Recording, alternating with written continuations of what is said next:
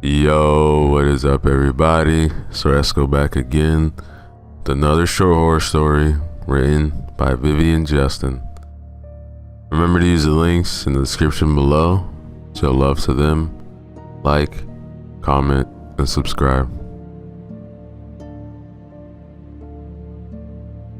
Sand.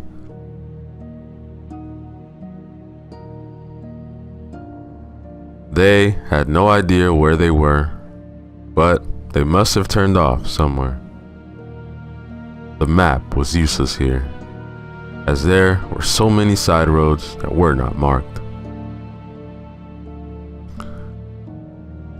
Gordon, as the now slowly retiring archaeologist, was the guide. 6 university students had volunteered to accompany him on this research in the hope for a better grade. They were cold to what Gordon was explaining, just blindly following the man, who also didn't know where they were going at the moment. The catacombs of the abandoned church were chilling. Sometimes they walked in narrow places, sometimes in water, and sometimes they seemed to be going uphill.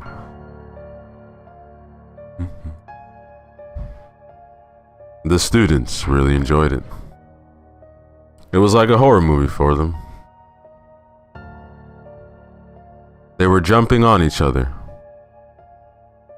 Gordon was less happy about it. He was terribly worried.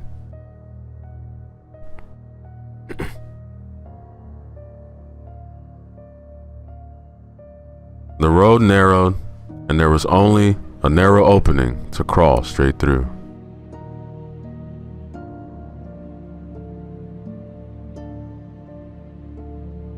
One by one, Gordon and the students crept through the passage. But Barry, the slightly stocky student, was stuck. Panic overwhelmed him. He screamed at the top of his lungs as the passage scrambled. Gordon urged him to calm down, but Barry didn't hear him. The stones shifted, began to crumble. Barry panicked even more. Gordon did everything he could to help him. Barry gave a scream, then something grabbed his leg and pulled him back before the big boulder could hit. Gordon shouted Barry's name, but got no reply. The rock was the only thing that could get between them, and the man immediately looked for another passage to get back to Barry, unsuccessfully. Alright, look, let's just keep moving, and as soon as we get out, we'll send someone for Barry. The team reluctantly moved on. Everyone wondered who could have rescued him. Gordon left the back roads and just kept going straight on. Then suddenly he stopped at the top of a rise. There was a desperation ahead, full of sand. He climbed down and started walking.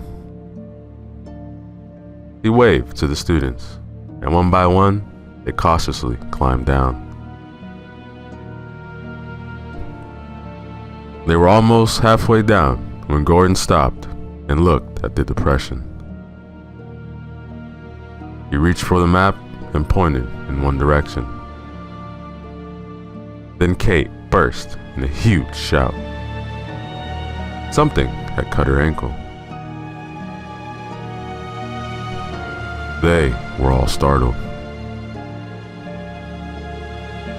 Gordon crawled as far as he could across the sand to her.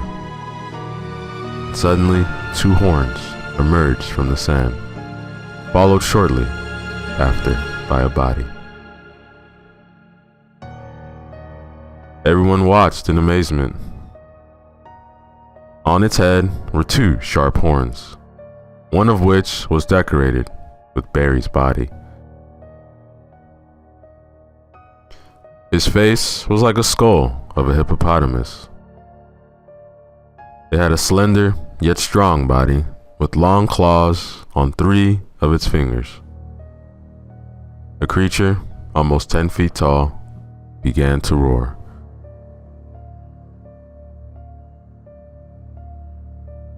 No one dared move. Gordon gasped for breath. He didn't know what to do. It could barely move in the sand. Suddenly, the creature's roar stopped, and with one finger, it pierced Kate's body completely. The sight made everyone run for their lives.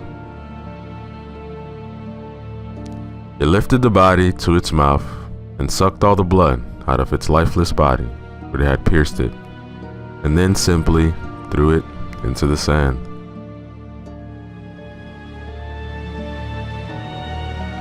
Gordon watched for a few seconds as the students tried to make their way down the passage.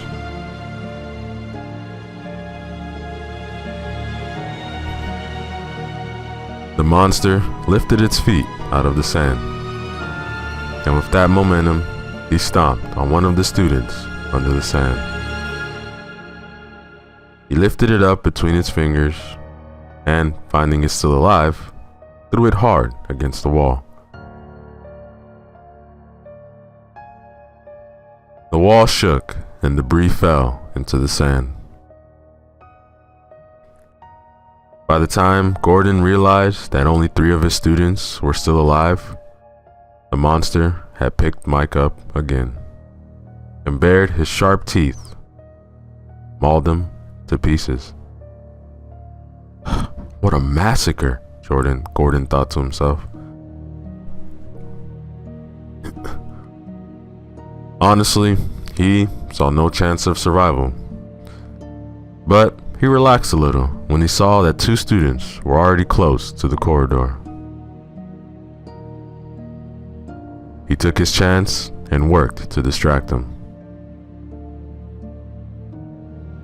He was shouting and shouting, but the monster was still munching on Mike's body. Gordon climbed to the front of one of the passageways, trying to get his attention.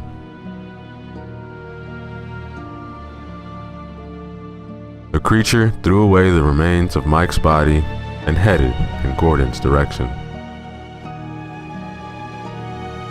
As soon as he saw his students in the cavern, he felt a warm sensation. The creature had sliced through both knees with a flick of its fingers. The man screamed and immediately fell. All he could do was look at his severed body parts.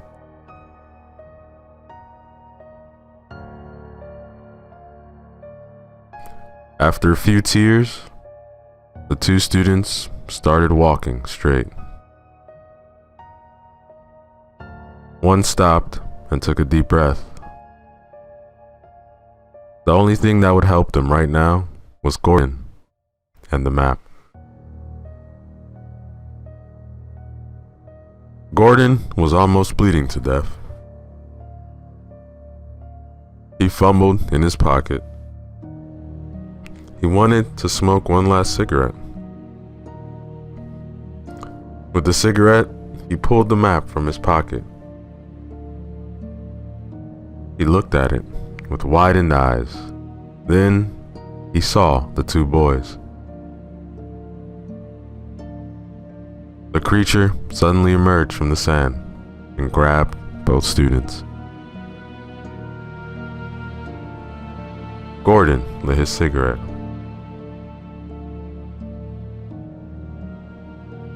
I'm only here for you. And lo and behold, you're real. He pointed in the direction of the monster. A delighted smile came over his face. Slowly, he took a drag on his cigarette. He watched as he tore the two bodies to pieces.